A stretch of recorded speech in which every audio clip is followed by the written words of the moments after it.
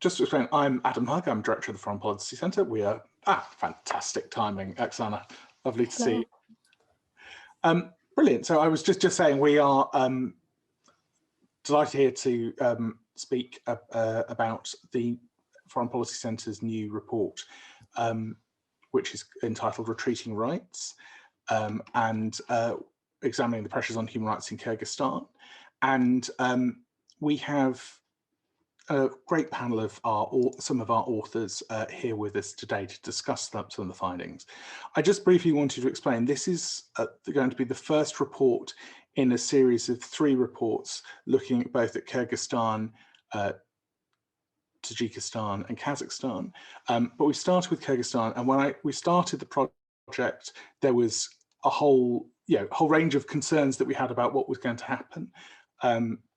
Potentially sort of some of the systemic concerns that we'd identified as potential problems for the future. Little did we know what would happen over the coming months, first with COVID and then ultimately with the events of last October. So what our publication tries to do is address the most recent events, but put them in the longer term context of some of the systemic challenges that we've seen Kyrgyzstan having faced over recent years and it continues to face. And as well as providing a range of different perspectives from different authors, what it does is also come up with some recommendations for action for the international community. I think we are very keen that there is a focus going forwards about governance, transparency and accountability, focusing on tackling issues around corruption, hatred and impunity as some of the sort of core systemic challenges. And I think we also recommend that all of Kyrgyzstan's international partners have a rethink and have a systemic review of some of the projects they've been supporting in Kyrgyzstan, looking at what's working, what isn't, and how things can move forward in the future. And looking effectively what can be done both in Kyrgyzstan and outside Kyrgyzstan through the use of Magnitsky sanctions and anti-corruption mechanisms to help frame the environment that ensures that to try as much as possible to prevent against further backsliding on top of the challenges that have already happened. But I won't bore you all now with my thoughts. You can read a lot of them in the publication that hopefully many of you have seen has been launched this morning. But if not, we'll put the link in the chat.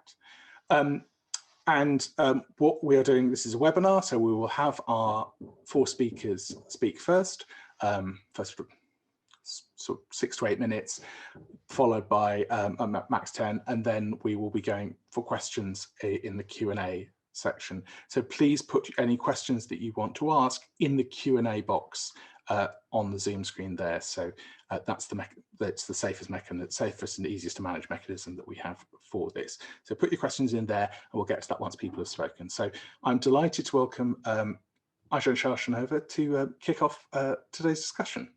Thanks very much, Ajahn. Great, thank you so much, Adam. Good afternoon and good evening. Thank you very much for your interest in our publication. And first of all, I would like to thank Adam and the Foreign Policy Center's team for giving us an opportunity to share our thoughts, concerns, and recommendations on the state of democracy and human rights in the Kyrgyz Republic. This topic has got a very strong personal and professional importance for myself because I am a Kyrgyz citizen, so quite naturally I'm concerned for the future of my country. And professionally, I have worked and I'm still working on democracy promotion, development, and good governance in the Kyrgyz Republic topics.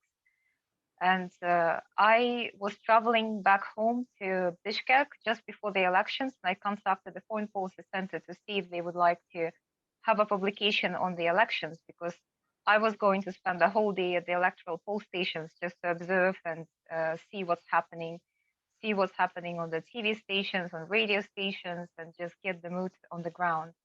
And they have kindly agreed to accept my publication as part of this series. And my findings were quite predictable in a way, but it was a great chance to have an in-depth look into what's been happening in Kyrgyzstan. And not necessarily just this year. I think all the 30 years of independence have been leading to this specific point and to the personality and certain symbolism that has been brought by the 6th president of Kyrgyzstan, Sadyr Japarov. But I believe that the third Kyrgyz revolution, if we call it revolution, has been stolen from those who walked out at the Alato Square to protest the unfair and unfree elections back in October 2020. The protesters on October 5th represented a very broad political spectrum, which ranged from the Liberal Progressive Party Reforma to the Conservative Nationalist Party Chonkozat. There have been 16 political parties participating in the parliamentary elections, and 13, arguably 14 political parties were not happy with the outcome. And it's not just the political parties. I think generally the public of Kyrgyzstan is quite tolerant in a way with corruption and vote buying, because it has been the reality of our lives for so long. But there is a margin when the tolerance ends. And I think the scale of vote buying and the scale of corruption and fraud at the last parliamentary elections was at such scale that the large population of Kyrgyzstan could not take it anymore. And as a result, we have witnessed mass protests on October 5th and 6th, which have turned into chaos and a certain political instability, which lasted just a few days. But the political parties have been negotiating fickle alliances, and Japarov's supporters have managed to be more organized in a way. And I think they managed to up their positions and to take over the protest potential back in October. And the situation in Kyrgyzstan has been developing so fast. It has been a real, I don't know how to call it, but it has come as a surprise to many observers, both domestic and external, how quickly things have evolved, how quickly President Jeenbekov stepped down, how quickly the parliament voted for a new election, how quickly the acting leadership of the country has been appointed, how quickly the constitutional reform has been announced. And I think it just took everybody by surprise. Nevertheless, we have what we have now. We have President Japarov, who's been elected on the 10th of January. And I believe that he is unique and not unique in a way. He is unique for Kyrgyzstan because he represents a new generation of Kyrgyz leaders. All leaders before him have been a product of the Soviet socialization, have gone through full cycles of Soviet socialization, such as school, university, army. They were often members of the Communist Party, and they have worked in the Soviet management. Japarov is much younger than his predecessors, and he has a different education and professional background. He appeals to a different and previously marginalized audiences, which are the rural population and labor migrants abroad. Japarov's family comes from a different background too. So his family has migrated to China in the course of the 1916 events, and they came back in the 60s, missing about 50 years of the Soviet socialization as well. So in a way, he's unique because he represents a new generation of Kyrgyz leaders who have been shaped by the last 30 years, by the independence years accompanied by the political instability, corruption, the demolition of the old system of governance, and the creation of a new unstable one. But at the same time, Japarov is not unique if you compare his profile to the profiles of some leaders around the world, because he represents a populist, nationalist, conservative, traditionalist, slightly on the right side of the political spectrum leaders who seem to be on the rise around the globe. If you compare him to the likes of Viktor Orban in Hungary or Bolsonaro in Brazil, or until recently Donald Trump in the USA, so he's not unique against the background of the global development. And his popularity might be a reflection of a larger global trend of fascination with illiberal politics and populist leaders.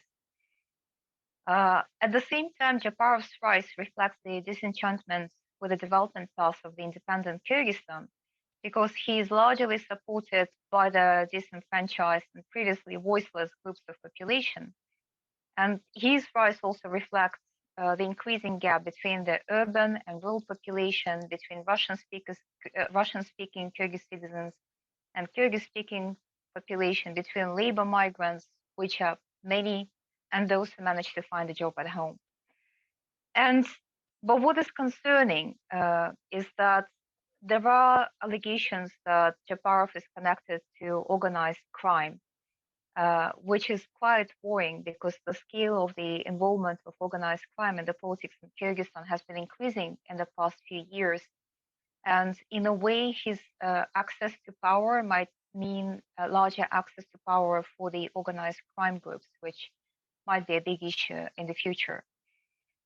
Another concern of mine, and I think of a large proportion of experts who work on Kyrgyzstan, is the efforts to retreat back to a strong presidential rule, because those might backfire. As you might know, if you're familiar with the recent history of the Kyrgyz Republic, 3 out of 5 presidents lost their positions in the course of public protests. And all these protests in 2005 and 2010 and 2020 now were actually following corruption, nepotism, single strong rulers which came from the corrupt presidential powers of the respective presidents, Bakiyev, Akayev, Bakiyev, and Jeenbekov. So given the experience of the 3 Kyrgyz revolutions, one can state with a certain degree of confidence that a strong presidential rule is not particularly suitable for Kyrgyzstan. And I was also looking into other concerns, the concerns, not the domestic ones, but the concerns at the international level. I was curious how the Kyrgyz Republic's partners might see their relations or might review their relations with the Kyrgyz Republic in the aftermath of this election. Because I believe for all parties concerned, the way Japarov came into power might pose an issue, but for different reasons. For pro-democracy camps such as the European Union, the United Kingdom, the United States, I think the problem there is the way he came into power and the way the elections have been conducted, with a very low voters turnaround, with certain irregularities which have been registered by the Central Electoral Committee, and by overall tone of his declarations and electoral promises, which are very much nationalist, traditionalist, and illiberal. For Russia and China, the non-democratic powers in the region, I think the problem is, again, the way he came into power, because there was no succession from the previous ruler, there was no consistency in the power transfer, the power transition. He was definitely not prepared by the previous president. He was not known to the larger former Soviet elites before he came into power.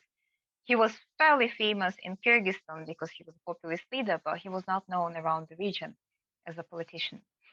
So I believe these poses certain concerns for the international partners. And for Russia, Russia is the biggest partner for Kyrgyzstan, and Kyrgyzstan is so much dependent on Russia that we have to.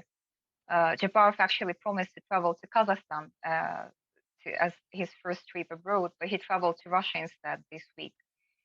But I think for Russia, Japarov is an odd figure to work with because he's so much different from the previous leadership, and he's so much different from the conventional sort of leaders of the former Soviet Union.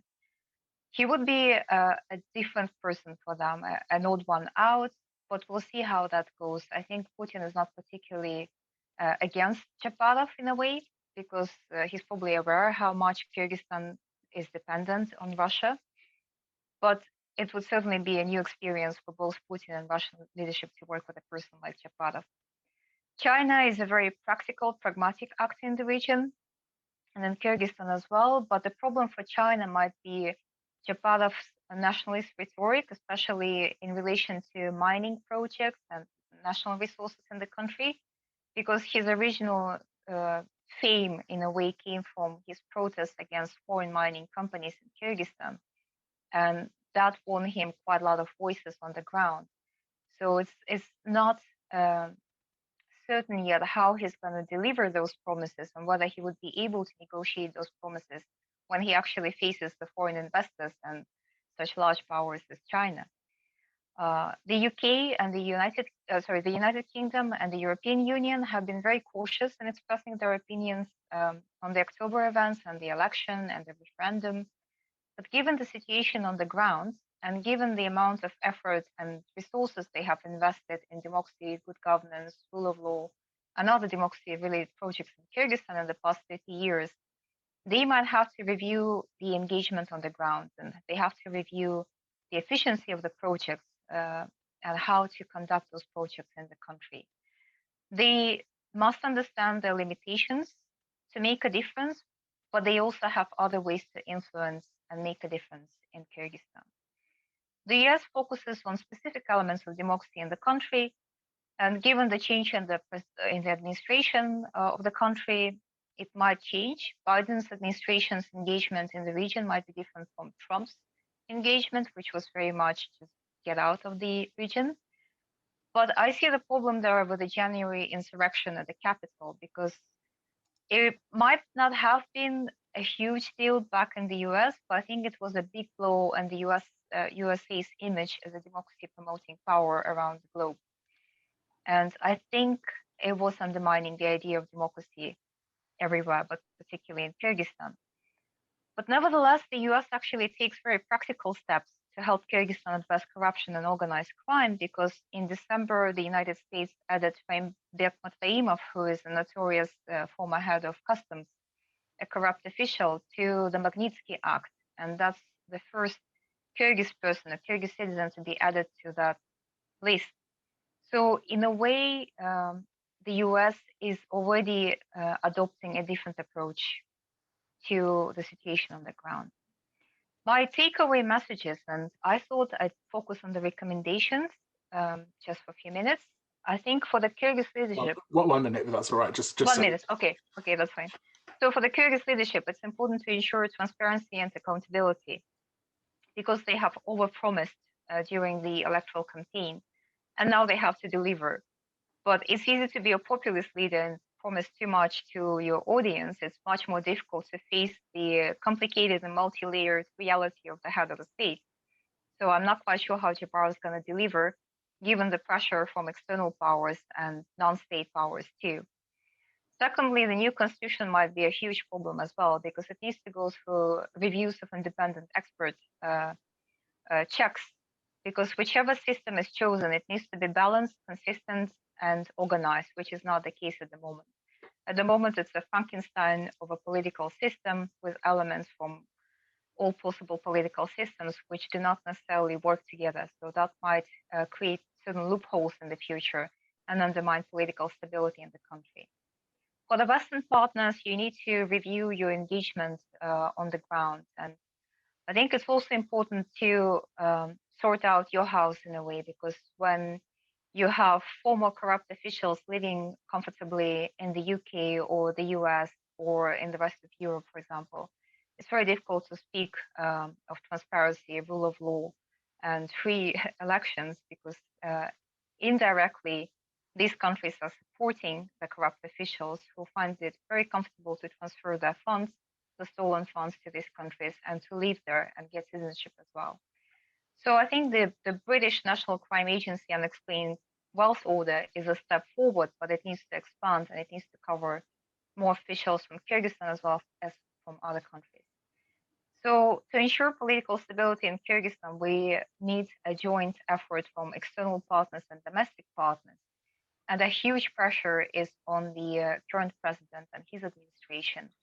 And it's not just whether we like him or we don't like him or agree or disagree with him. I think it's important for the country's future and for the stability to make sure that he manages to deliver as soon as possible to both domestic audience and to the external partners. Thank you.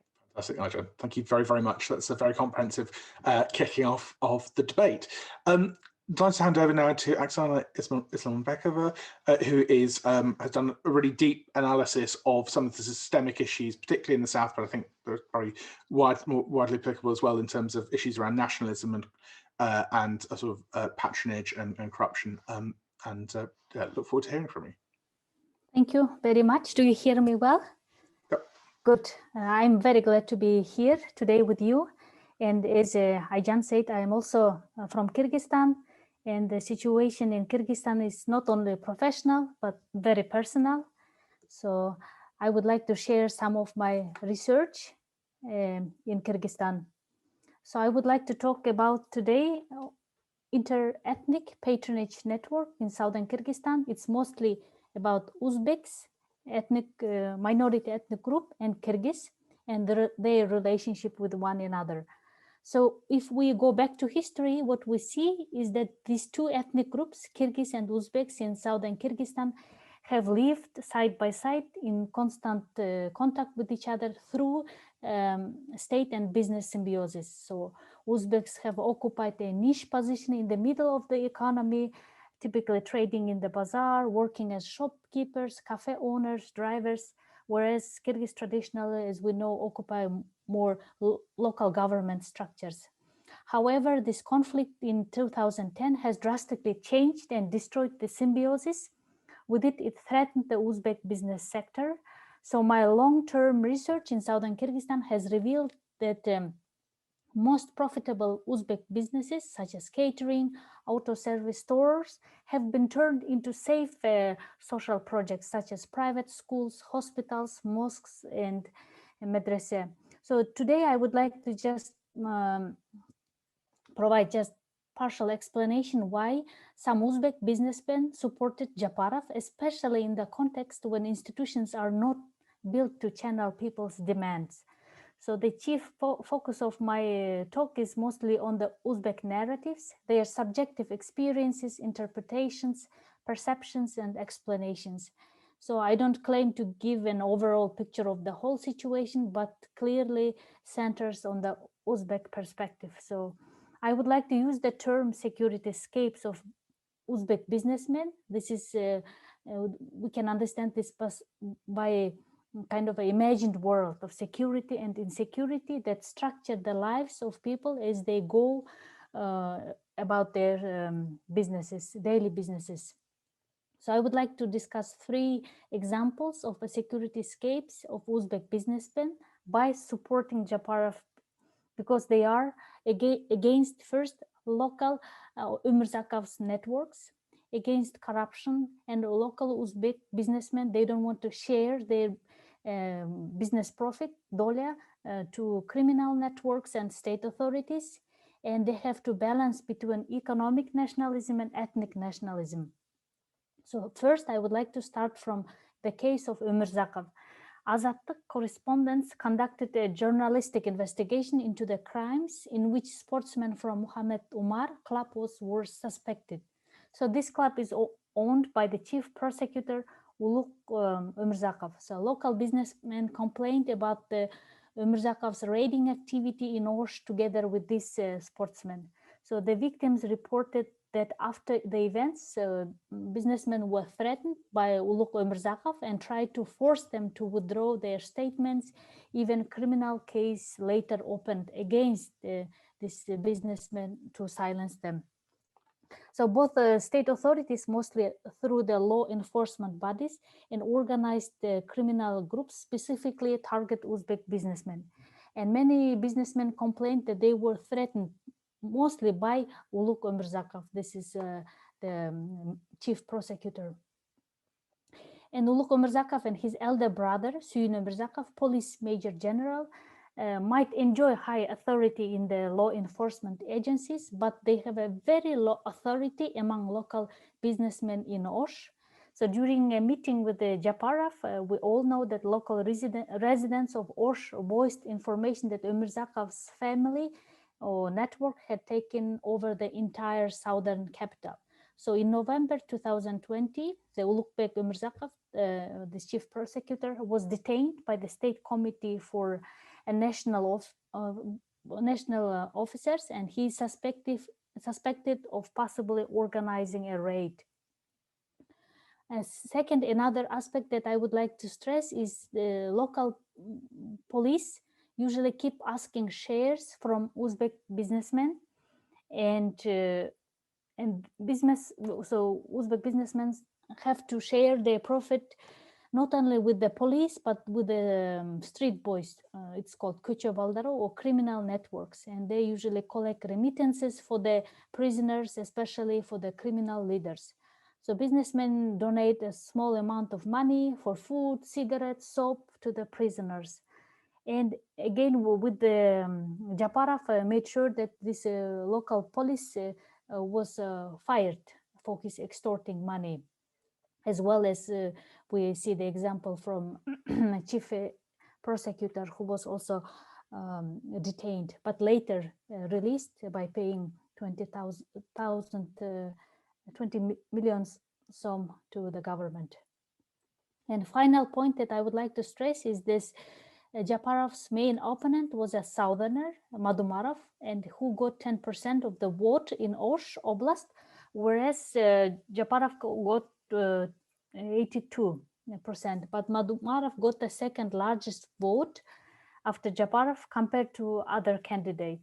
So Madumarov is well known as an ethnic nationalist because of his advocacy against the Uzbek mass media when he was the first secretary during the Bakiyev's time. And Madumarov is still remembered by many representatives of ethnic minorities for his divisive statement of 2010, when he claimed that Kyrgyzstan indeed our home, but other nations like Uzbeks or others are tenants. So most ethnic minorities habitually vote for a northern presidential candidate or party whose leader is a northerner. And they explain this by saying that northerners, unlike southerners, have little nationalistic thinking. They can openly protest against criminals, and because of this trust and sympathy, so southern Uzbeks prefer northern Kyrgyz authorities because they have not forgotten the conflict in Osh in 2010 when Uzbek community was targeted.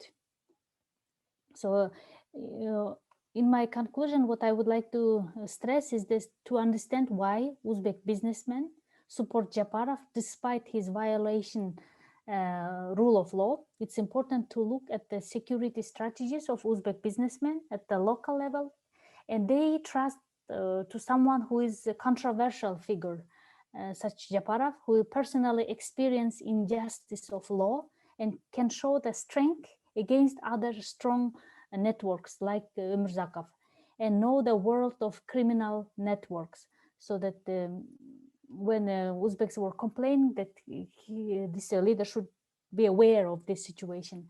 And people's personalities, difficulties, of course, coincided with the head of the state power, and people began to identify with that person because of this shared experience and this identity as northerner with the low nationalistic ideals also added to this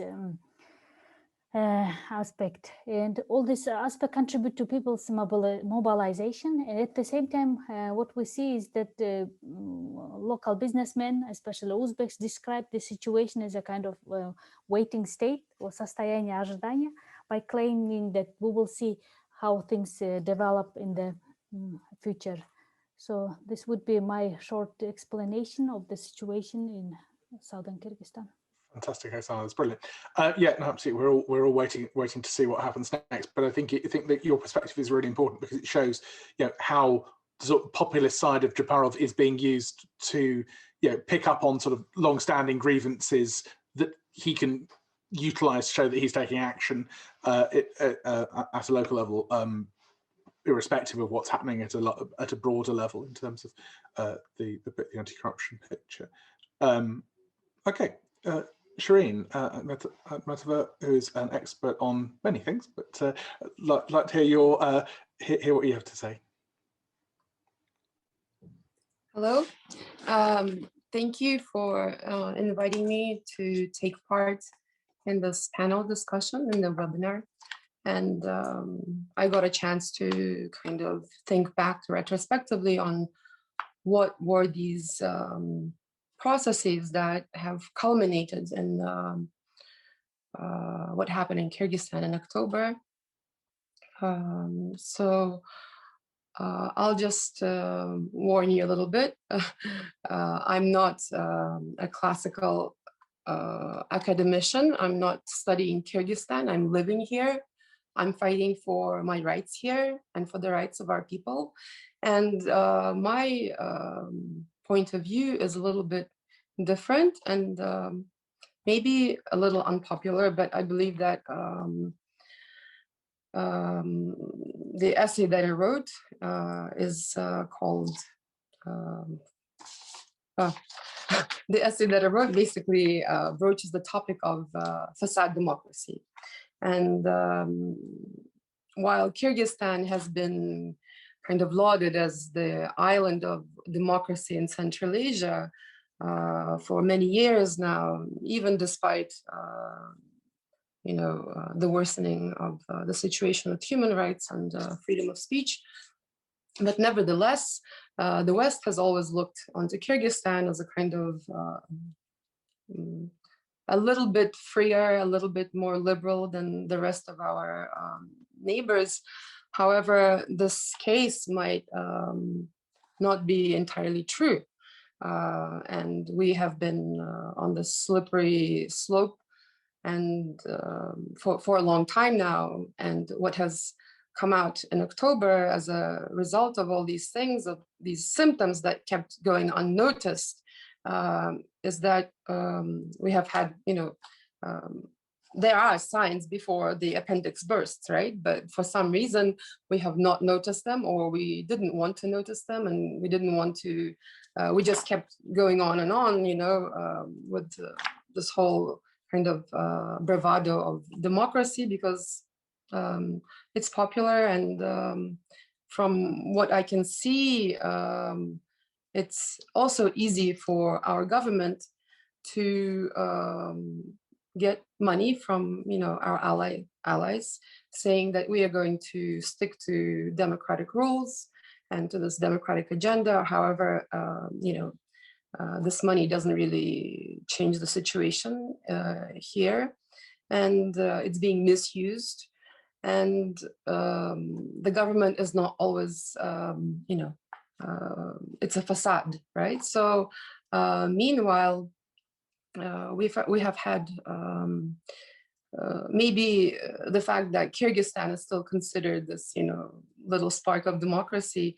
Maybe this is only due to these constant recurring coups or revolutions.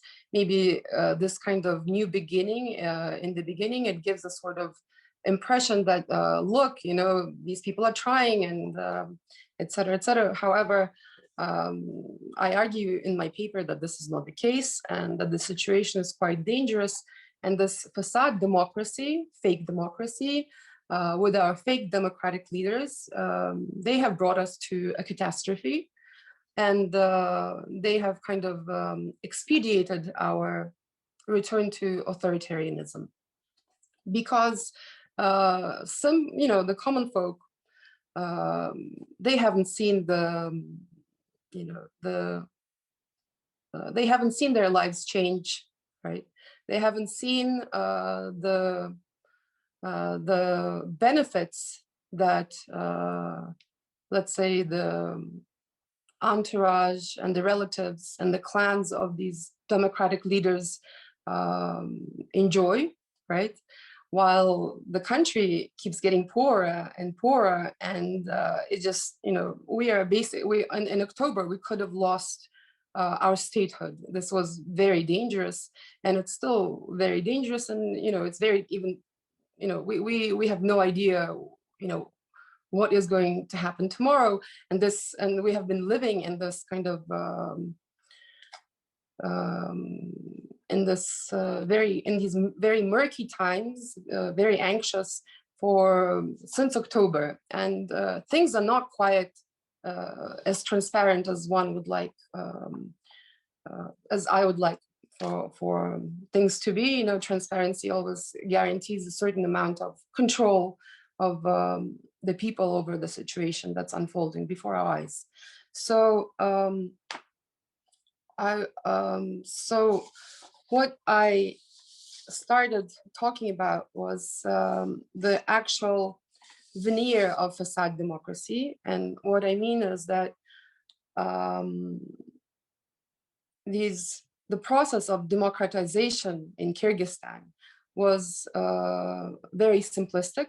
It was the coloring in of existing Soviet institutions, and psychologically, not much has changed in terms of the way, the social contract, right? Like what the people expect and what the government expects and what the different kind of responsibilities towards each other. But the economy is strictly controlled. The life of citizens is strictly controlled.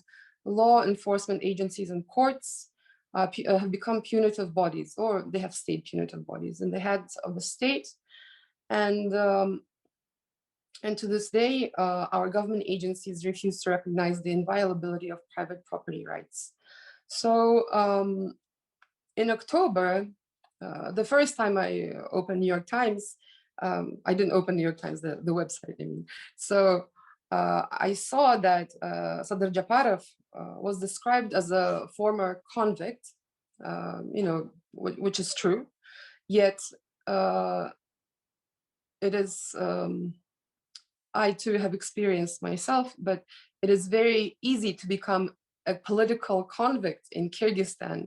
I mean, we're literally, the moment you walk into politics, you're literally always on razor's edge between, you know, some kind of detainment for saying something, you know, outrageous, or, I mean, Kyrgyz politics are, you know, very brutal and dangerous. So most of our politicians have been in prison, and a lot of them are in prison currently.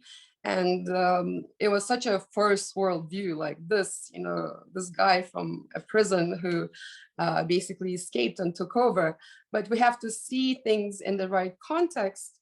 And the context is that, you know, 80% of our politicians have been through the prison system, and it's used to, and basically when we talk about this kind of the criminal aura of Japarov, I think we need to remember that, you know, any one of us can, you know, can meet that fate. And it's very important to understand that people who live, you know, in a system of injustice, who have no human rights, really, I mean, they feel much closer to someone like Sadr Japarov, who has gone through kind of trials and tribulations of his own on his way to power.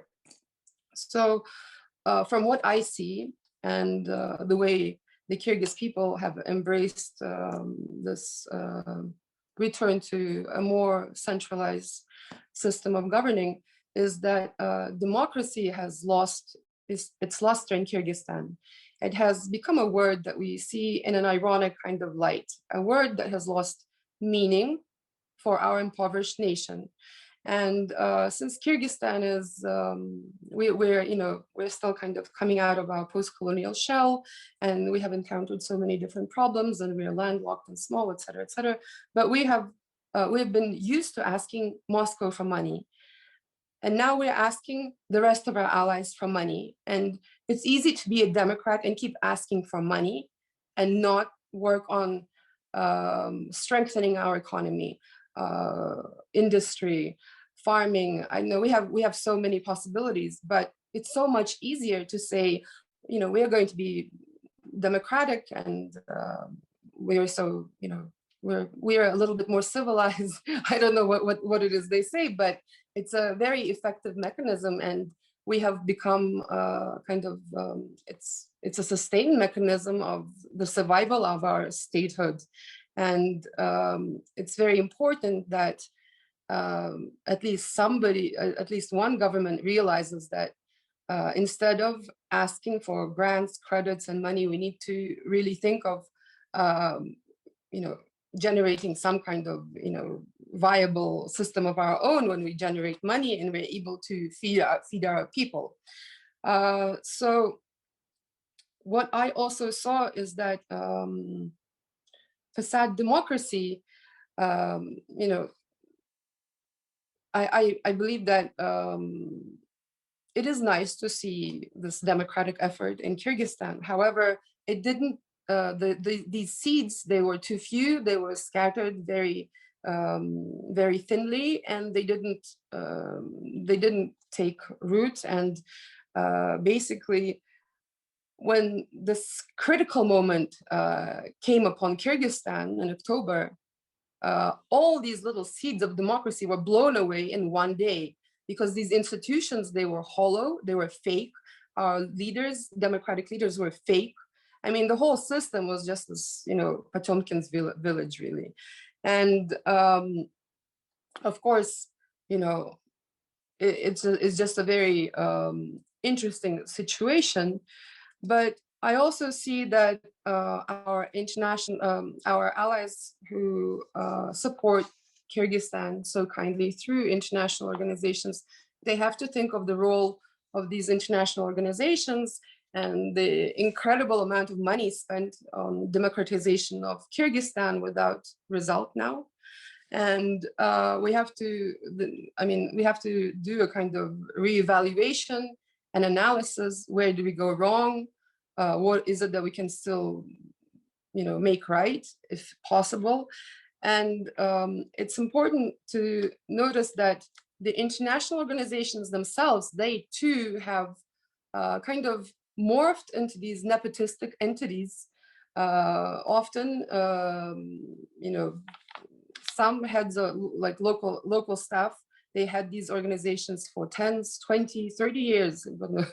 So, so it's very important to see that that things have to be looked at in a different perspective. Yes, we get a lot of money to kind of make our society better. And how is it done? Let's say the rights of women, right? So we have all these programs like women leaders from the countryside, women leaders from the village, women leaders in politics, women leaders in the business world. But every day we have, you know, Kyrgyz men beating their wives, you know, and this is not changing. And Kyrgyz women are dying at the hands of their, you know, violent husbands. I mean, in some cases, and this is a problem that has not been resolved. And I think that when we envisage this kind of a wave of democratization of, you know, this kind of new third world pasture, let's say, we have to remember that all these efforts are being on this very junior level, like model, like something baby parliament, model United Nations. But later, after this junior level, on the mid-level leadership level in politics, there is no support at all. Only when you're, you know, when you're not dangerous and you're young and, you know, Instagrammable and etc. But when you become a little more experienced, you're basically on your own. And facade democracy, why it has all, why I believe it's so dangerous, is that we have basically failed. We lost you there. We lost your image there for a second. I'm having some technical difficulties. If you can just move towards the conclusion, if that's all right, just quickly, just we need to get to the Q&A. Okay, so my conclusion would be that we need to reevaluate. We need to call.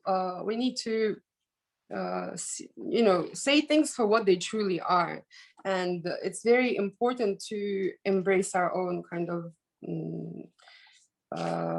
failures in order to get out of the situation and try to veer out into a kind of democratic system. But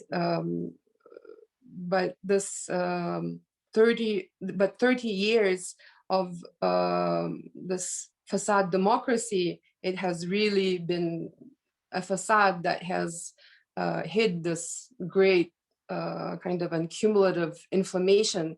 And now we have, the masks have been taken off in October. We are all seeing ourselves for who we truly are. And yeah, and I think this is happening all over the world, actually. So it's a part of kind of a global trend, but I do hope that we restore justice and that we finally, through maybe not immediately, but we need real democracy. with real democratic values and adherence to them.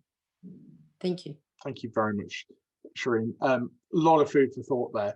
Can I just remind people, if you want to ask a question, can you please put it in the Q&A box? Because once Begum has spoken, we'll go into the Q&A. So yeah, if you can please put your questions in there, and we'll get to them as soon as Begum's finished speaking. Without further ado, I'll hand over to you, Begum. You're currently muted. Good day, everybody. Thank you, Adam, for the opportunity to share some thoughts and reflections with the audience on the situation about the situation regarding the online abuse and online harassment of journalists in Kyrgyzstan, based on articles that we have written together with Article 19 for this publication. In this article, we depicted the development of online harassment of independent journalists and media.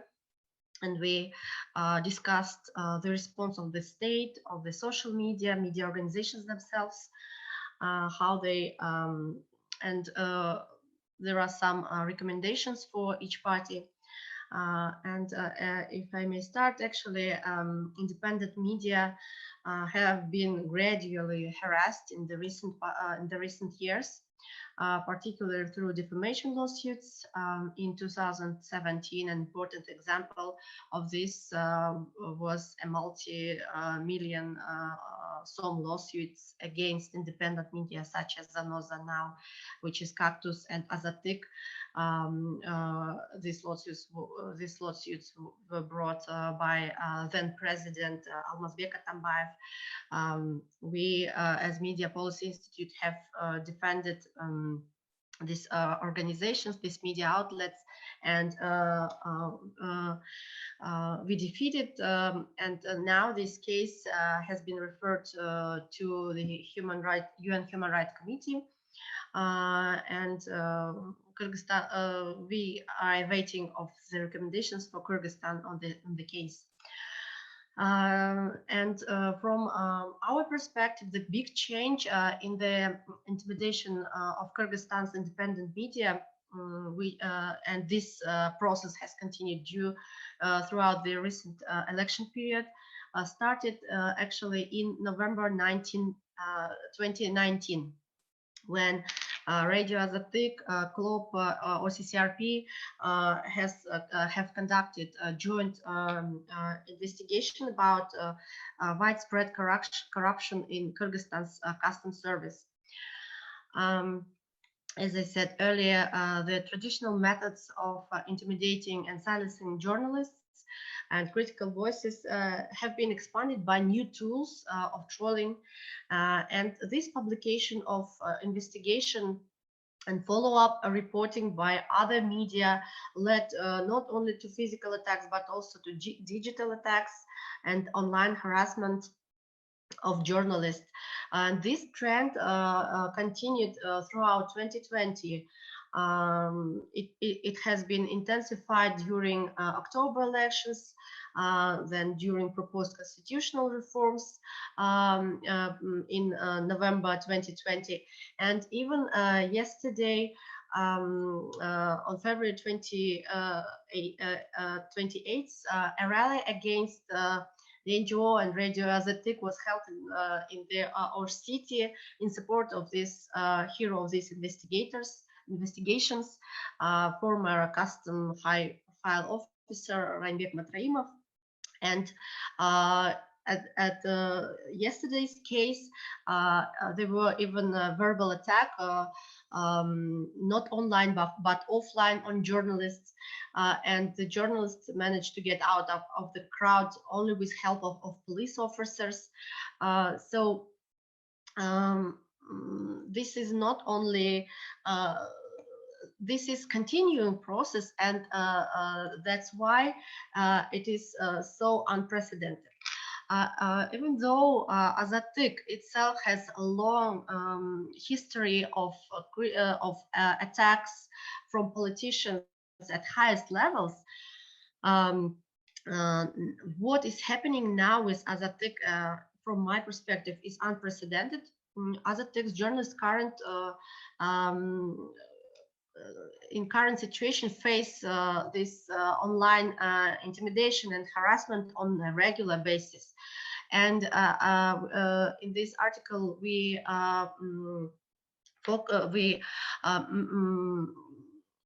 highlighted that public statements by high-level politicians contribute to the increase of these attacks, both online and offline. Attacks, we observe attacks not only on journalists but also on activists who criticize the process of constitutional reform, who criticized proposed amendments, the procedural violations, and especially the interesting thing that especially women became particular targets of these online attacks. They were threatened, personally threatened, discredited, insulted. And we see that also as a clear example of silencing critical voices with a huge potential chilling effect on freedom of expression. And the difference is that it used to be like institutions that intimidate journalists, and the society would support journalists. And now it seems like it is the society who is against journalists, even though it's not. What's interesting that this effect is particularly notable on Kyrgyz language segment of social media platforms, and probably this is due to the reason that this is the research should be conducted on this issue, but probably this is because of lack of Kyrgyz language moderators on social media with simultaneous factor that the majority of population in Kyrgyzstan is Kyrgyz language. As I said earlier, political actors play even a facilitating role in online harassment because they either provoke or don't condemn the attacks on journalists. And this is what we believe our partners should focus on. Under human rights law, our government must not only react on complaints, but also protect our right to freedom of expression through not only laws, but also policy and practice, and ensure the safe and enabling environment to freedom to journalists to help them in fulfilling their work. States and Kyrgyzstan, Kyrgyzstan as well, have a positive obligation to ensure ensure that freedom of expression is protected right in this country. What else I would like to say in the conclusion, that we believe that the rise of online harassment against journalists and media organizations, especially Kyrgyz language media outlets, is extremely concerning. It leads to self-censorship. It leads to it has potential threat of physical attacks as you probably may have read, that Facebook reacted to some troll factories that played a huge role in recent parliamentary elections, and their role in delivering online abuse against journalists. This needs further focus, and journalists at multiple levels, not only journalists themselves should realize that it's not part of their job to suffer harassments, online harassments, but also it is social media who owns the obligation to protect freedom of expression in social media, and to protect users from online abuse and harassment, especially if that's inauthentic coordinated behavior. And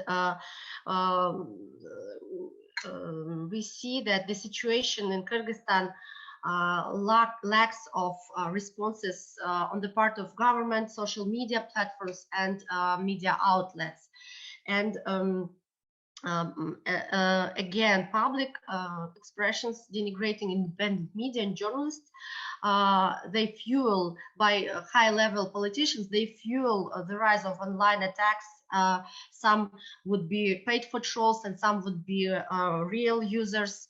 And law enforcement bodies do not uphold Kyrgyzstan positive obligations in practice to protect journalists, including against online threats. And unchecked rise of hate speech against journalists, especially those who work in the Kyrgyz language segment, may be linked to a relative lack of Kyrgyz language moderation, and thus social media must pay much more a very sensitive attention to online harassment to meet this threats to journalists, and to protect freedom of expression, especially during election period in our country. Thank you. Fantastic. Thank you so much, Begum. Brilliant. So we are going to move to the Q&A section. I've seen a couple of people putting really interesting questions in the chat box, but just in terms of my own sanity, trying to manage the multiple different information streams, if we can try and put them into the Q&A box so I can see them in front of me. We've got lots of really interesting questions so far, and I will ask the our panel to reply to the bits that they would like to answer. There's no requirement for everyone to answer everything. I will try and get through as many different things as possible. There were sort of three initial questions, one from Maxim Tucker, who would like to hear the panelists' views on what the remaining levers are for preventing Kyrgyzstan sliding into autocracy. Should civil society now be focusing on international levers such as sanctions and UOs and conditionality clauses in international financial assistance, or are there still avenues to engage with the government and apply pressure inside the country? And sort of related to that, I think Marek's question was, to what extent has the West contributed to a sort of cynical romanticization of Kyrgyzstan's political system? And I'll ask Alex's one as well now, because there's a number of different things here from Alex folks. Would panelists agree that part of the problem that Western democracies have been focusing too much on one side of the democratization processes, as parliamentary work and political party development and election processes? And this is Alex, who's an OSCE observer on elections, and too little on the other side. So that's on rule of law or anti-corruption. So those three questions are from Max, Alex, and Marek. Does anyone from the panel want to jump in on any of those key points?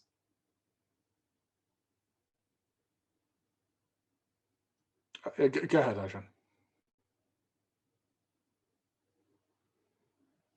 Do you want to unmute yourself? Right. Thank you very much for the questions. I'll try to answer them as brief as possible. So sliding into autocracy, I wouldn't worry too much, to be honest, because I think Kyrgyz Republic has proved time and time again that we don't exactly accept the full autocratic rule or strong presidential rule.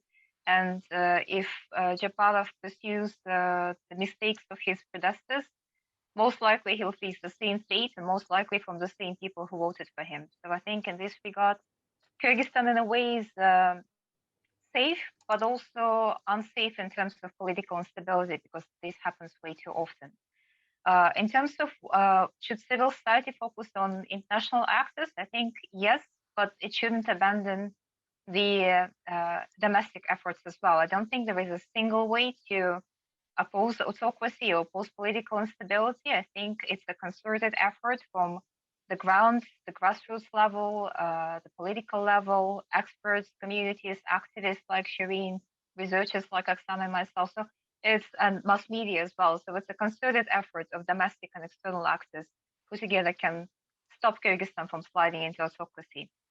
Western contribution to romanticization of Kyrgyzstan as a democratic island, I agree with that. I think it was John Anderson, I actually covered it in one of my papers, who mentioned island of democracy thing back in 1999, which was true for that specific period and that specific month when he wrote that book. But Kyrgyz politics is very dynamic. It changes by hour sometimes. So I wouldn't say that it's totally Western fault, because I think it was also perpetuated by the leadership of our country, specifically by Akayev. She was very much highlighting that to get the extra funds and extra grants. We also definitely doing better than some other countries in the region, but it's not a reason to say that we are full-fledged democracy, of course. On the one-sided approach, I would agree with that too. I think a lot has been invested into development of the parliament, the development of the party politics, without taking into consideration corruption and nepotism at all levels. At the moment, there is still not a single political party with a consistent political platform, which is based on the political idea rather than around a specific person within the political parties. And I think a good sign of that was when after the elections, the key figures from the political party list started running around, basically joining opposite parties, simply putting the stakes at who they thought would be more powerful in the aftermath of the October events. Clearly, there is no political ideology within political parties. So I think unless we address root problems, we won't be able to build any sort of consistent political parties or consolidated parliament. Thank you. Thank you very much. Oksana, you have your hand up. One thing that I would like to ask, thank you so much for your interesting questions. I really like whether the West contributed to the romanticization of Kyrgyz politics. I think yes, because on the one hand, it contributed. On the other hand, it really strengthened local kinship, patronage networks, all the democratization processes, projects that really strengthened this, even contributed to the creation of this kind of groups, networks that exist at the moment in Kyrgyzstan. And this one thing, and as Ayjan today nicely showed us, the social profiles of previous president, what we see that they were all Soviets, Soviet educated leaders. And we know that from our Soviet literature that before, during the Soviet time, people used to live what communists say, do their own things in reality.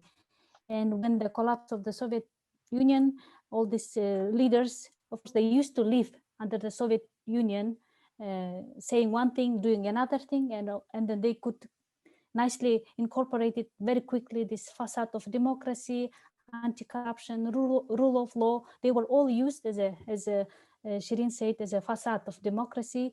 But whether this was in reality, this is another big question, because they know how to use the language of the Western international organizations' projects, but when in practice or when in the process of implementation, this gets lost. And I think it's very important to highlight this aspect.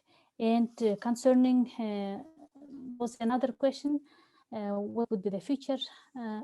I think I would like to raise very strongly the generational aspect here, because there is definitely bottom-up push for change, desire for to fight corruption, to have better governance, and especially this grassroots mobilizations, what Shirin Aitmatova has done. She was the first one who rallied public against Matraimov, and we have been following her, supporting even long distance, and I think she's doing a great job. Not only, there are lots of this kind of young people that I am very optimistic, and I see there is definitely big gap between generations, those who were raised during the Soviet time and those that have education from different perspectives. Fantastic, thank you very much. And just quickly, so from my perspective, in the report we produced, these three questions were very much things at the back of my mind. You know, I came into this with you know, having worked on a number of other countries in Central Asia and thinking, oh, well, it'll be interesting to see how much better, quote unquote, Kyrgyzstan is because of that reputation it brought into. But I mean, for a number of years, I've known that there've been issues bubbling under the surface, be it around pressure on NGOs, be it on nationalism and other things that were sort of bubbling under there that really need to be addressed. And as you got into it, it's very clear that because Kyrgyzstan is not Turkmenistan, they've been given extra credit for this, and I think in a way that I think is possibly it needs to be reviewed. And obviously, I think one of the impacts of last October is that process is probably going to begin to start, because it's I think it is overdue. And absolutely, what Alex and Max said, you know, needs to focus on getting anti-corruption and rule of law right. Otherwise, the parties aren't going to make any kind of sense, other than being a mechanism for sorting sort of patronage and other flows. They just become a sorting hat for those sort of flows, and using what tools there are internationally. So we know Kyrgyzstan hasn't got the same levels of vast wealth because of oil or everything else that, say, maybe Kazakhstan does, and so the houses they buy in Mayfair and various other places around, well, possibly aren't quite as grand, but there is still a significant role for international anti-corruption mechanisms to take action to try and assist with that. Do Shireen or Begin want to come in on these questions at all, or shall I head to the next questions? Shireen? I think. Sorry, my cat escaped from 2 rooms. Sorry. Thank you so much, Oksana, for your kind words. Really appreciate the support. It's very important that we have this chance to hear each other, because free academia is really the only guarantee that we overcome these ailments on the way to true democracy. And it's very important to kind of be able to come to, you know, a larger narrative that we are all kind of all of us have been inputting into this larger narrative. But there was one question from a lady, I think Linda, that was asked. Yeah, we're just about to get to Linda's question, if that's right. Shall we do that in the next round, or? Okay. So regarding this cynical, what was it? Cynical. Oh, it's just to what extent has the West's perception of Kyrgyzstan influenced the situation? Right. Well, the West. How would I say it so that I wouldn't offend anyone?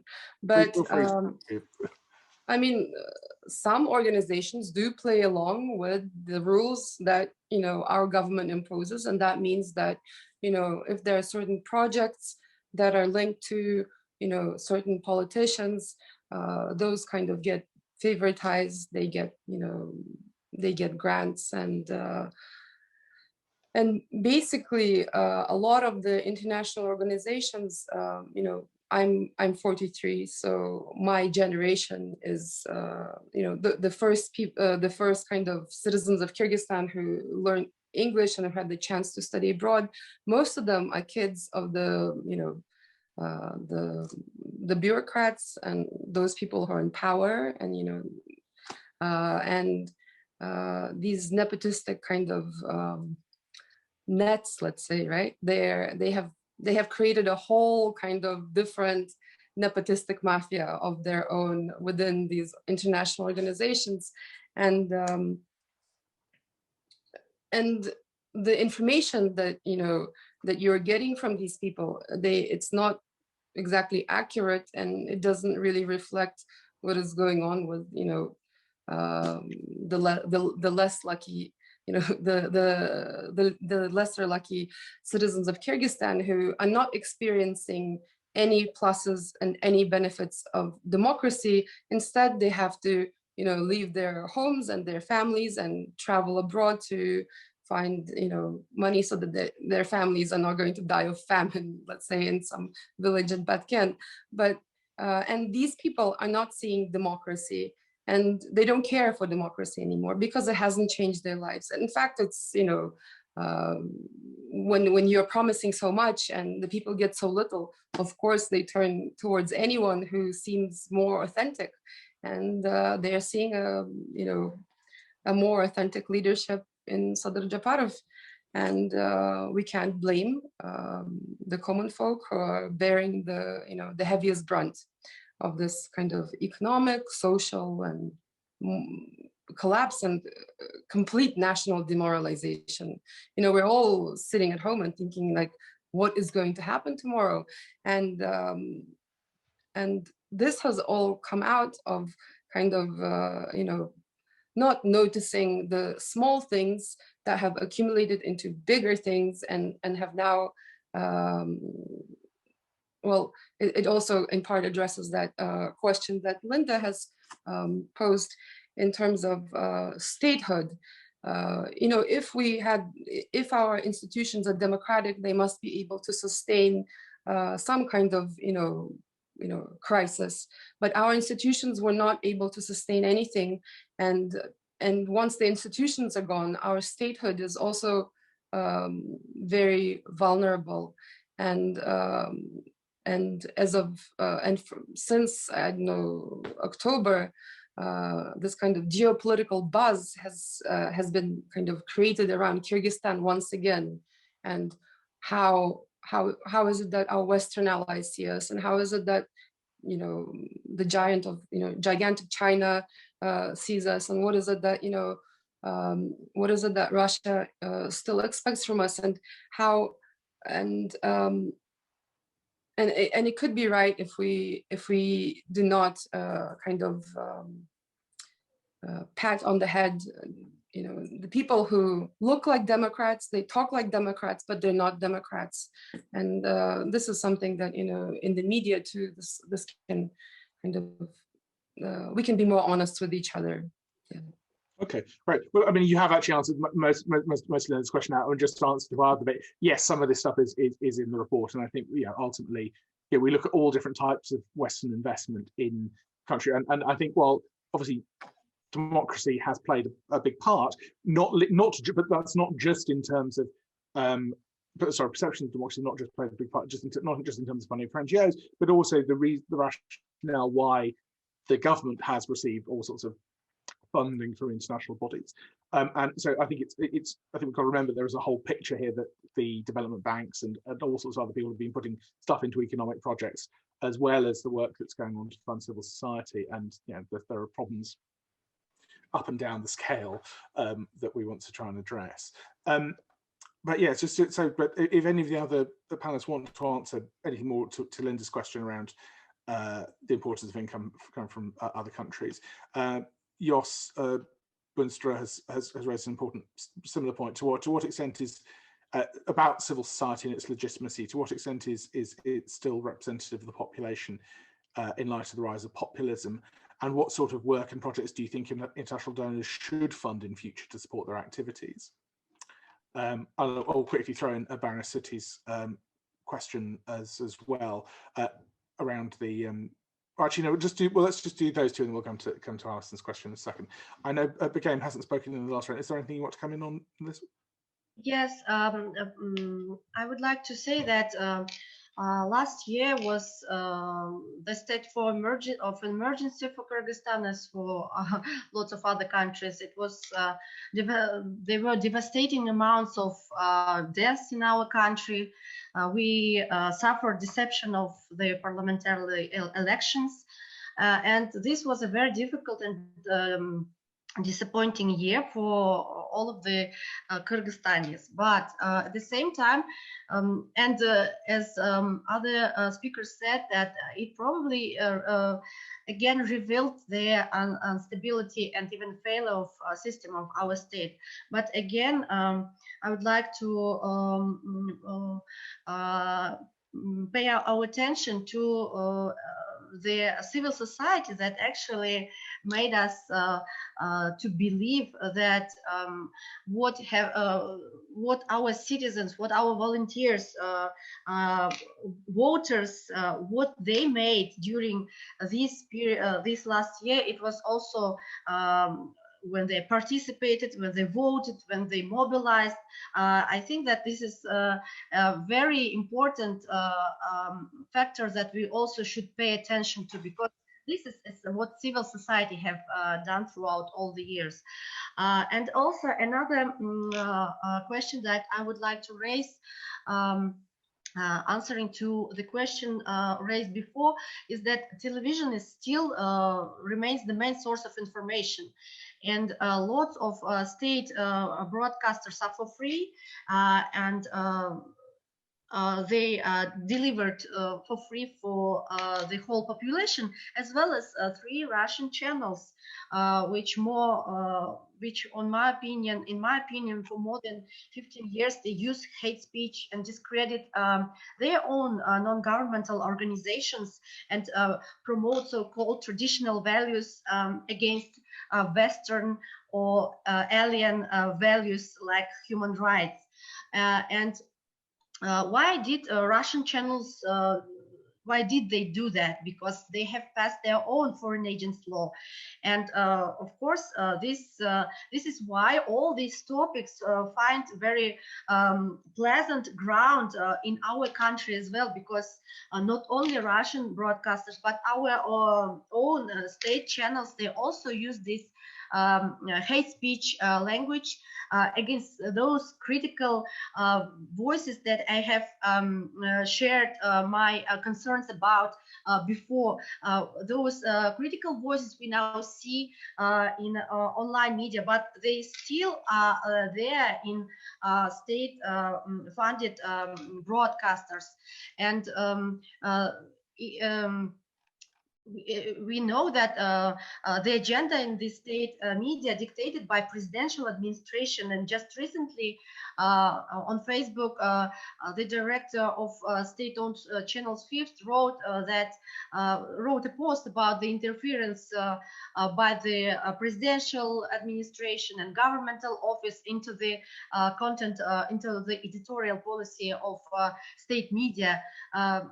This is already a stable situation in which our state media, that funded by budget by taxpayers, are used for propaganda, and they promote current. They discredit opposition, they discredit NGOs, they discredit journalists, and this was a case for many years. And you know, I think that when we talked with Adam, he asked what we can do with that. And actually, I don't have the answer, because the whole world now faces the same threats, the same discreditation, the same denigrating of human rights values, the propaganda, the fake information. And of course, we as a country, with the civil society organization, we cannot face alone with this threat that is being paid for a long period of time, that has big institutional bodies that support this kind of tools, weapons against civil society, journalists, and democracy, and having this aim to discredit all these human rights values. It's like David and Goliath. We see ourselves fighting against this big machine with a lot of money against us. Thank you. Thanks. Anyone else want to come in on these? Was there any ideas what from Jos is saying about what other things should be being funded?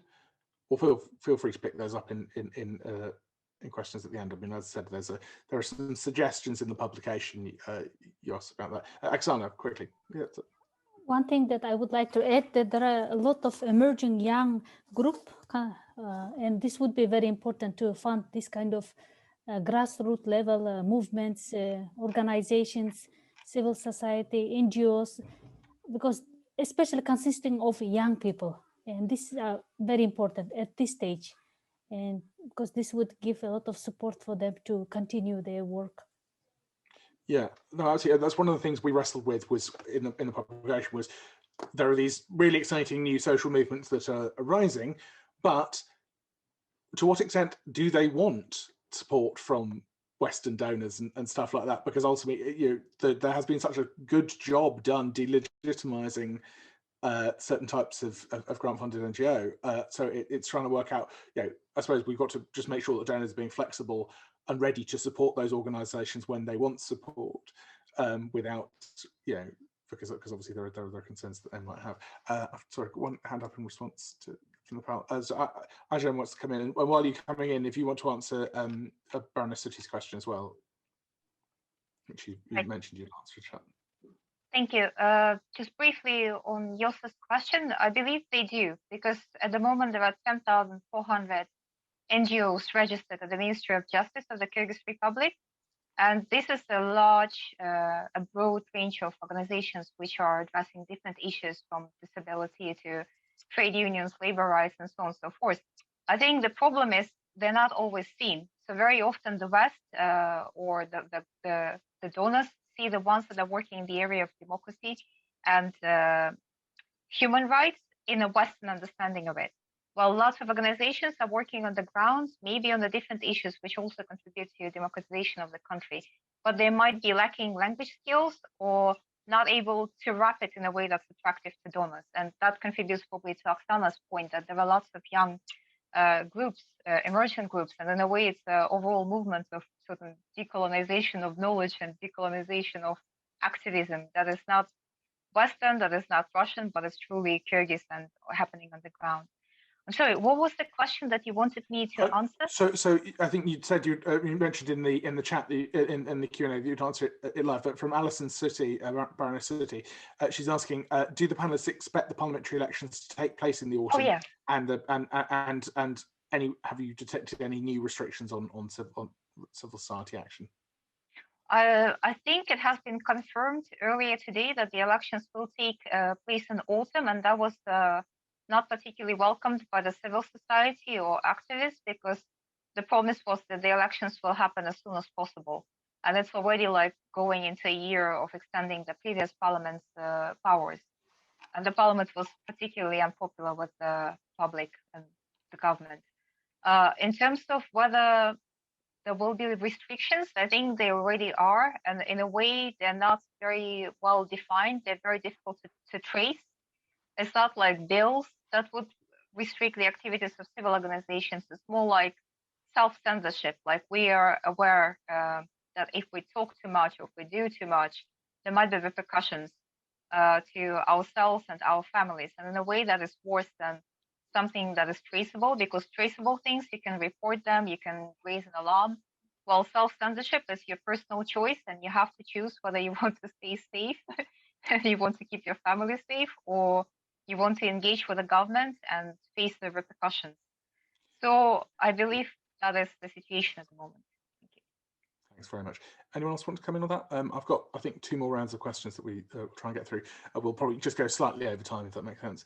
Anyone else? Okay, in which case I'll ask, there's a couple of questions about the Uzbek minority. One from Aaron Levy-Forsyth talking about the support for Japarov amongst the Uzbek minority in southern Kyrgyzstan. And this is specifically to you, Oksana. Can you provide any comparative context from other minority groups in countries who support authoritarians in an attempt to protect their own security? The second question was actually the first question we had from Prolex, talking about the participation of Uzbek minorities in elections and how much is their choice independent and how much is it influenced by local authorities and informal leaders, given that Uzbek community has very little trust in democratic institutions and where they don't really believe they can influence their life through elections. And on a different minority, while we're sorry to group them together, but what would people say about the demonization of opposition and progressive forces by associating them with LGBTI issues and sort of those issues of sexuality as being used as weaponizing effects to instrumentalized to attack NGOs. So yeah, sorry, those are sort of two different issues, but obviously part of the sort of challenge facing minority groups in Kyrgyzstan. Does anyone want to come in? Oksana particularly would be for you on the Uzbek questions. That'd be brilliant. As I said, what I have, these experiences of Uzbeks are quite subjective. So there are within Uzbek community, there are different voices that are against Japarov and the ones who support Japarov. So, but mostly this business sector who have a close relationship with the state authorities, they were for Japarov because this is one way of securing their continuation of their business. And but whether I know other context where ethnic minorities would support authoritarian government, I don't know, because this is in the process of recent political situations that this came while interviewing my informants in Kyrgyzstan via telephone. This is what I got, which I was very surprised. But as I said, there are different voices and stories and different explanations for why they supported Japarov. But what is important that they all have, they all want to fight corruption within the limits of their possibilities, experiences, and vision. And so I could say just some parts of Uzbek community that they supported, but I am sure that there are other who really don't want to support and quite against. So. Thank you. No, that's really, but it's in terms of the decision making in those communities. How much is it led by local leaders rather, or is it done at an individual household and individual level? I would say more individual. Since I have interviewed only 5 businessmen, so they all supported Japarov on the basis that he really showed that he could really fight with the Mirzakov's family, that he fired several policemen, and then assured that there will be some changes on the local level in practice. And this is what they wanted. Uzbeks said, we are tired of writing complaints during Akayev time, Bakiev times, Almaz Atambayev's times, and Jeenbekov's time. So they said we are tired of waiting for justice. We will do this time according to different ways, to different rules, and what's expected at the moment. This was this kind of picture that I got from there. Thank you so much, Oksana. Anyone else want to come in on either the Uzbek situation or on the LGBTI issues? No. Okay. I was going to say, yeah, we pick up on the sort of way in which LGBTQ issues have been instrumentalized and used as a political weapon, and I think it's vitally important that the international community doesn't abandon the community who obviously desperately in need of support, but I suppose it's also trying to put out narratives that that's not the only thing that donor partners are doing in country, and I think it's more about putting positive messages not only to defend those communities, but also to show the broader range of activities that have been going on, because obviously, it does get easily weaponized, but it's obviously vitally important work. Just wanted to, so we've got lots of other questions. We're running out of time a little bit. So one that's just come in from Nicole Pichet from the Parliamentary Human Rights Group here in the UK. Has the death of Ajman Askarov in detention, what impact has the death of Askarov in detention had on the politics or civil society of Kyrgyzstan? Dilmira Madyakova has asked about issues with sort of urban development, and are there any sort of issues with local corruption or big business that are sort of dominated by certain politically connected people? What else there? So I'm just trying to see what other questions we've got, and we've got a question from Bemet about NGOs have raised questions on an international level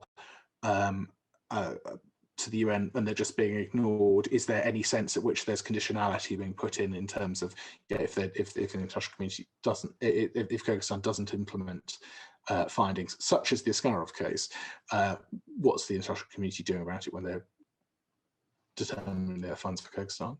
Any of those questions appeal? Ajahn. Thank you. That's a lot of questions, so I'll try to answer some of them. Regarding urban development, I think that is a good point. I haven't researched it in detail, but I think it's a very good topic to explore, because in the recent parliamentary elections, a lot of political parties had so-called TERSs, or the heads of construction companies.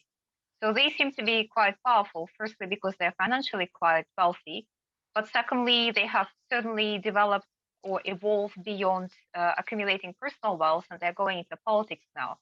So a lot of political parties have been sponsored by these construction companies, and obviously this is a way of lobbying their own interests. And we have upcoming elections to the Bishkek City Hall on the 11th of April. So I believe this will be a big competition or big race between heads of different construction companies. And in a way, urban development is defined and shaped by this, unfortunately not by the interests of the citizens, because we do not elect the mayor, we only elect the council. But the interests of the construction companies will be, I think, shaping the politics of urban development in Bishkek and other cities as well. In terms of, Elila raised a good question about the state collecting information about projects in Kyrgyzstan, which are funded by international and foreign donors. And I think in a way, this is our Kyrgyz tradition of copy-pasting Russian laws. As you might know, the Russians have a law on foreign agents, non-commercial organizations funded by external donors. We have tried to do the same in Kyrgyzstan. I believe it sort of disappeared in a way because there was a backlash, strong backlash from the civil society in the country. But most likely these issues will be raised again, and most likely this will significantly restrict the activities of civil society organizations in the future if this law is adopted, because a lot of civil society organizations are depending on external funding to survive. Not just Western, but also like Russian and regional. So it's not to say that it's all West that's contributing. In terms of LGBTI, yeah, it has become a very powerful and simple fix for lots of politicians to get rid of the competitors in the political field, just to accuse them of the support to the LGBTI. And this automatically removes a large potential proportion of supporters in the country. So how to deal with that, I'm not quite sure, but someone definitely has to step in, and someone definitely has to be on guard of these groups of population who are not protected by the society or by the state themselves. In terms of NGOs and the UN representation, or UN having any say in the state of affairs, the UN might not have a say, but individual countries do have a certain say, because as Shireen noted, we're very much dependent on external funding. And it comes from China in forms of loans and infrastructure projects. It comes from Russia, it comes from the West, all sorts of countries. And I think if the countries are demanding transparency and accountability, and I think it's an interest not just of Western countries, but also Russia and China to know where the money are going, I think that would make a difference. I think if we start with transparency and accountability, it will lead to a clear scheme or clear management of the country and certain degree of rule of law, which would be a good foundation for future development. Fantastic. Thank you very much. Anyone else want to come in? And those are any other questions? Not sure if Oksana's trying to come in, but just very briefly say an answer to the question around the Askarov case. I mean, I think we know why it was frozen for so long, and the report touches on that. We have a specific section within my introduction on the Askarov case, and we very much make the argument that the international community needs to be looking at the use of Magnitsky sanctions to try and get posthumous justice for Mr. Askarov, because the odds of anything meaningful happening in country anytime soon are negligible, as they were over the last 10 years. So there are steps being, that very much needs to be a focus of international attention. Anyone else want to come in at all on any of these questions? Okay. Let me see. We've got to go very shortly, but there is a couple of final questions. Then if people want to make any concluding remarks, and we'll go from there. So Abhijit Goyal says, obviously talks about the recent protests over the weekend, calling explicitly for the banning of civil society organisations and NGOs. Why do forces that face pressure because of anti-corruption campaigns resort to public displays of support if they have the opportunity to influence the presidential administration more quietly and directly? Or are these groups in particular not in fact able to influence them anymore. So interesting, sort of what's happening with the Matrimov after a second arrest situation, and obviously why there's pressure there on civil society. And what else? Last thing, yeah, just more essentially how a local NGO is fighting corruption at a large scale. Yeah, just any. So if you want to pick up on any of those issues and any final remarks that you want to make, then we will head off. Who wants to go first? Sharon, yeah. Anyone want to go? Sharon, do you want to go first with any concluding remarks? Conclusive remarks. So I noticed that there are comments that we were a little bit critical on the role of the West in regards to Kyrgyzstan. This wasn't meant to be offensive, and in fact, I'm just worried about the money that Europe, the United States, and other allies are spending on Kyrgyzstan, and how is it that we can create better results for us and for those people who believe that that it's worth to to share democratic values with Kyrgyzstan. So so I think that, as Dr. Shashanova said, this accountability, even with the funds that we received to fight the COVID pandemic, we have seen once again that only that during the pandemic, families who are linked to the parliament and other power structures, they made money on state tenders, and we still don't have a vaccine. We don't know whether we'll ever get a vaccine, whether 90-year-olds or 95-year-olds even will get a vaccine, even though we're I think in the special list that as a developing nation. So it's very important that there's greater accountability, and we need to take a step back from these relationships that have become normalized within these donor organizations. When our agency for investment is basically the agency for investment into the projects of family and businesses that belong to families in power and these powerful clans, and we need to do I think bigger projects that are more concentrated on a whole, like let's say like the agricultural sector, like creating a huge national, organic farming and export program. These big programs, I think, are less, they have less of a kind of chance to become tainted with corruption and nepotism. No, thank you very much, and that's important. Yeah, I mean, it is the question of how do you stop the money going into the wrong hands, and I mean, I think, yeah, from looking at other country contexts, some of those big schemes do have their own problems as well, and I think there is what we but right now we have a little bit of everything and basically nothing overall, and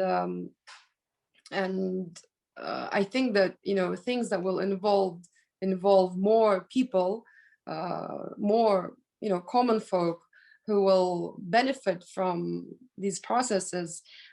This will also lower the, if people are not hungry, if they're not, desperate, if they're not destitute, then they too will, the whole society will be kind of, a little bit healthier in terms of not willing to be involved in corrupt practices. So I think mostly we need to put a big accent on economic kind of survival, because we are in a very dire situation right now. And I think ensuring that economic approach is focused on the well-being of those who are poorest. That there is a tendency for the international community to, again, sorry, and I'm coming to Sebastian's question about West in a second, because I've just seen it in the chat. But I think that the key point is that quite a lot of those big schemes that, whether it's the UK government or other big governments, are doing, quite often picked at sort of entrepreneur level stuff, which is all well and good. But again, it's ensuring that the economic benefits of whatever investment that's being put in by the World Bank or whoever filters down to the community level, is in order to get those kind of, that trust that you're talking about. And I think, just to be very clear on that point about the West, it's ultimately the focus of a number of the contributions in the report on the West, is because that is where there is greater scope for, you know, looking again at things and building on what's going right and changing what's going wrong. You know, very clearly we know the impact that Russia has had, and Begum talked about it repeatedly in terms of setting the sort of tone for the region. We know about the local dimensions to a lot of these problems as well, and obviously we know the role of China. So yeah, absolutely, it's not a question of that certainly not all the West's fault, but it's more about how sort of where there's opportunities for growth and change. I think Arjan wanted to come in, and then we'll bring in the rest of the panel, and we'll head off. Thank you. I'll just quickly answer Mr. Goyal's question, because I really like it. Why Matsaimov rallying forces to support Matsaimov? I believe it's to flex the muscles, basically to show that they can rally forces, and they are including Muslim leadership, because some of the Muslim leaders supported Matsaimov, some of the celebrities supported him, and the public on the streets that has been rallied to support Matsaimov is also to show that he's got public support. And in a way, I think they are aware that they're not the only ones who have access to President Japarov and his administration. So they have to compete for his attention, and they have to flex the muscles to show that they have both money and power and ability to rally people on the streets. And final remarks, I think there was a good question what we could do after this talk. And I think what you could do, whether you come from Russia, China, or the West, the collective West, is to make sure that your governments are demanding transparency and accountability from our governments. Because it's your money that are going to support us, and it's your money that are being stolen by each president and relocated back to Switzerland, England, the US, Dubai, and other places which are very popular with our leadership and corrupt officials. So I think you can make a difference, maybe a small one, but it still make a difference for us, because you are the ones who can demand your government to demand our government to be accountable for what they do and how they spend your money. Thank you. Brilliant. Thank you so much. I'm if anyone wants an action plan, I'm putting the conclusions and recommendations in the comment box for you guys to go take forward an action. Yeah, brilliant. Begum. Regarding to a question about Human Rights Committee and the reactions, I have a feeling that there are very few people in the government who are aware about what our international obligations are. Probably we should, I mean, partners should talk more about that. And these are the same people who are afraid to take responsibility, and so they choose the best answer just to turn down all the recommendations. Again, about events of October 5th, they happened not only because of the unfair parliamentary elections. I believe that they happened also because of the authority neglect and disregard for results of activist investigations and journalist investigations of Matraimov case, which made his name actually as just a symbol of what corruption is. So when Matraimov was only given a fine, many of those who saw in Japarov leadership, who believed in his magic skills, they believed actually in him, that he would come and change everything and fight corruption. So these people were very disappointed at him. I talked to taxi drivers a lot, and they were actually very disappointed with that. And he or his team were very observant of his ratings in social networks, because it's his habit to react directly in social networks. They realized that this is actually a turning point. That's why they put Matraimov in jail for 2 months, even though they probably didn't plan to do that. I think that they don't have really made a solution yet. That's why, as I just said, Matraimov's side is showing their muscles because they don't think that this was a fair decision happening to him. Thank you. Fantastic. Thank you very much for going. Oksana, you got the last word.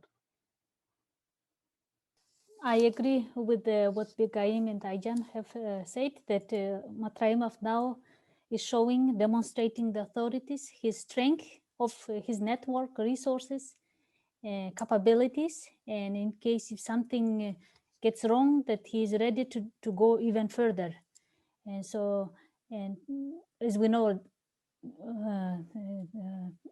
Japarov or Matraimov financed election and with the human resources. So he is, Ayjan says, he really shows his muscles.